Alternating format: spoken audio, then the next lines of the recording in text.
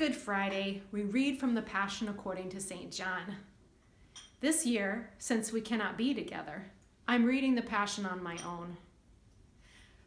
Some words from the cross, which Jesus speaks, have been sticking with me. They're from the 19th chapter of the Gospel of John. Standing near the cross of Jesus were his mother and his mother's sister, Mary the wife of Clopas, and Mary Magdalene.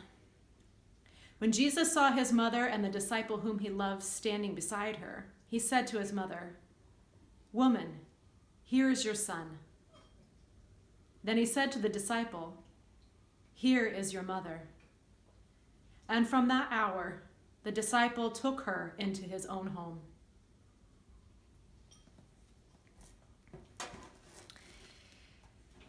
A good friend of mine almost lost her son. It was a few years ago, and he had been using dangerous street drugs. And even though he was in and out of treatment, he couldn't seem to get clean. Things seemed to take a turn for the worse when he caused a terrible car accident and wound up in prison. As my friend coped with this new reality, she began to see the world in a different light. She'd always thought about drug addicts as people who lived in cities, people from disadvantaged backgrounds, people not like us.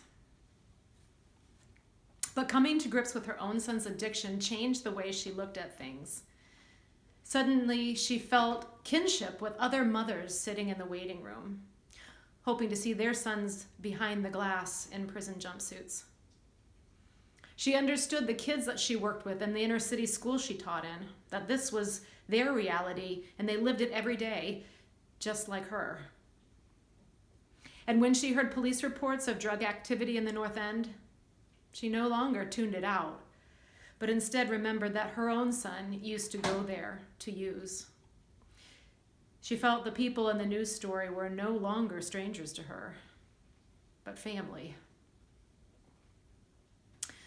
From the cross, Jesus said, "Woman, here is your son." It's probably no coincidence that it is from the place of suffering that Jesus issues this statement.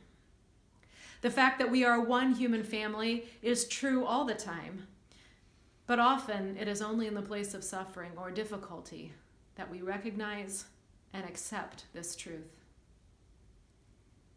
This is a time of global suffering, economic suffering as businesses shutter and lay off workers, physical suffering as people struggle with the coronavirus, the emotional suffering of anxiety and isolation. The injustice of the world are magnified as the people lowest on the economic totem pole are also the most vulnerable to disease and financial catastrophe. However, this virus can strike anyone, anywhere, at any age, of any economic class. It is indeed a great leveler. And so across the world, we are all doing the same thing, sheltering in place, praying for the vulnerable, for caregivers, and for leadership, doing what we can to alleviate the suffering of another. Now we are all mothers. Now we are all sons. We see now what was already true. Our fate is tied with everyone else's. We are intimately interconnected. And in this, there is gift. We are not alone. We have each other, mothers and sons, united in experience and purpose, united in prayer and compassion. The cross of Jesus is not the end.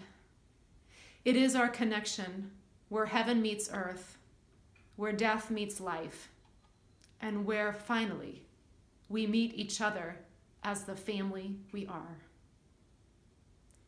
The cross of Jesus is the lens through which we see this time. And in this suffering, there is resurrection. I would like to close with a poem shared with me by this same friend. It was written last month by Lynn Ungard, and it is called Pandemic. Pandemic. What if you thought of it as the Jews consider the Sabbath, the most sacred of times? Cease from travel. Cease from buying and selling. Give up, just for now, on trying to make the world different than it is. Sing, pray, touch only those to whom you commit your life. Center down. And when your body has become still, reach out with your heart. Know that we are connected in ways that are terrifying and beautiful. You could hardly deny it now. Know that our lives are in one another's hands. Surely that has become clear. Do not reach out your hands. Reach out your heart. Reach out your words. Reach out all the tendrils of compassion that move invisibly where we cannot touch.